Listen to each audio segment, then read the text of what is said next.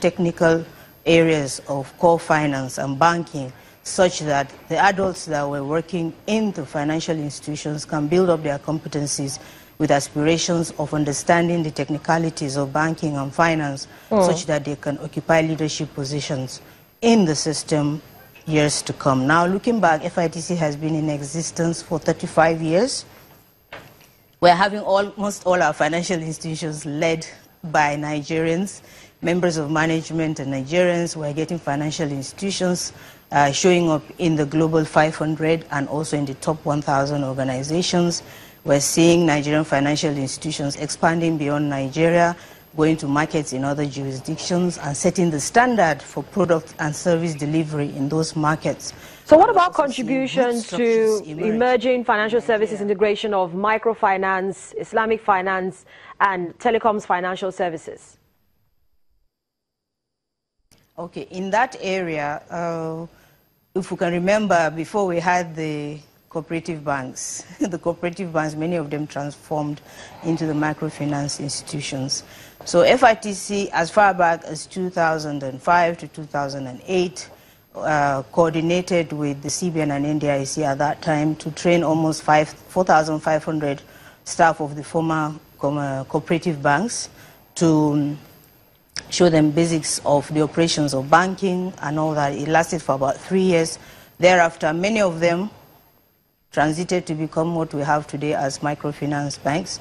And also in 2012 to 2013, in collaboration with the CBN and NDIC, FITC also trained many of the directors and the management of banks. And then in 2013, we also did the risk management training for MDs and non-executives of banks, introducing them to issues of corporate governance, compliance, and supervision. FITC was also, together with YFM, we collaborated to draft and develop the curriculum that is currently used for certification of operators of microfinance banks. In terms of Islamic banking, because of mass, FITC is not for profit. So we're very selective in what we commit our resources to.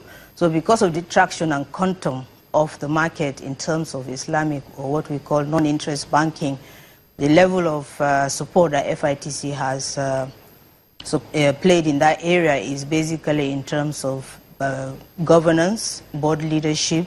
Under the agreement we have with the IFC, there's a specific model on governance of Islamic and non-interest financial institutions. And then also we support them in terms of operations and all that. But in terms of product innovation, we haven't. And we also have issues and challenges of resources in that direction. Most of the resource persons for Islamic Bank are usually from jurisdictions like Malaysia that have really built their financial services in. So Dr. Newman, talk to us a little bit more about the competency framework for banks in the country.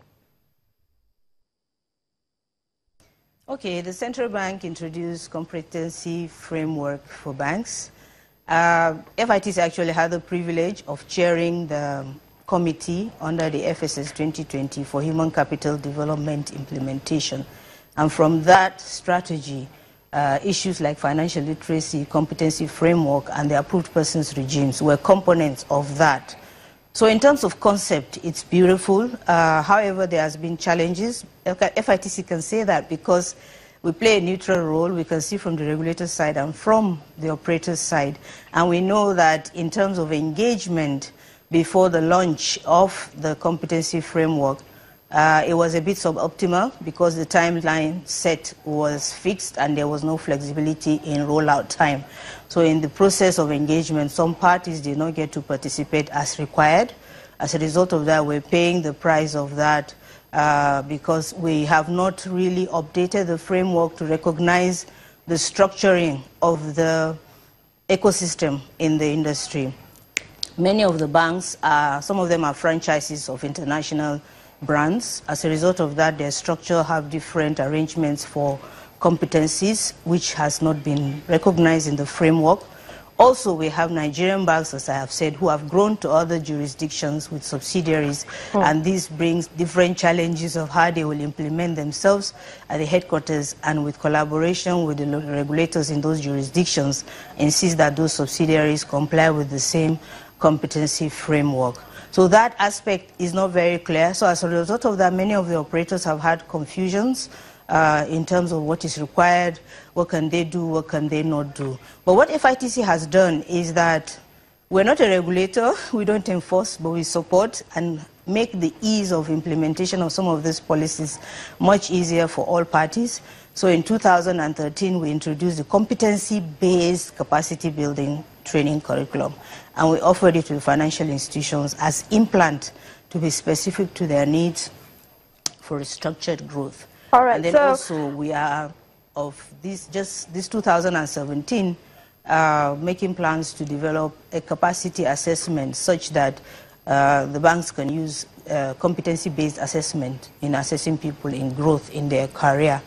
That is how we have supported. So it's just to support in terms of the challenges we see, and we also engage the regulator periodically to advise on what we have observed on the challenges from the perspective of the regulator's constraints. So I'm also hoping that you'll be able to comment on this as well, because today is Financial Literacy Day, and it seems as if the several efforts, being made to try to get people financially literate is a little bit of a challenge. Why is it that all these efforts seem not to be making impact?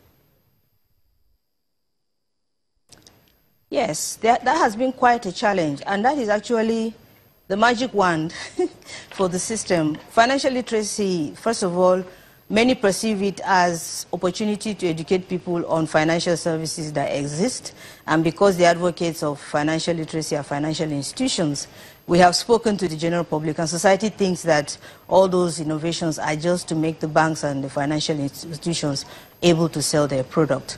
But actually, financial literacy is far than that. So perhaps the messaging has not been apt. And based on our position as FITC, we actually think that financial literacy should be driven by the regulators and independent institutions that are not those that are beneficiaries of good access to finance figures by selling their products. Okay. Those institutions can be made to champion those campaigns, as they are doing today, going to the schools, which is good for mentorship. Some of these students would like to grow to be like those people that they see in front of them, and it's a good. And also, I have spoken to some of the MDs who are my friends, who have said as a result of that they've taken up some few people on scholarships in their personal capacity. So it's a good thing. All right, so Dr. Newman, let's end the conversation here. But thank you so much for your views this morning and for your time as well. Dr. Lucy Newman is the Managing Director, Chief Executive Officer of FITC. Business Morning continues in a moment. Stay with us.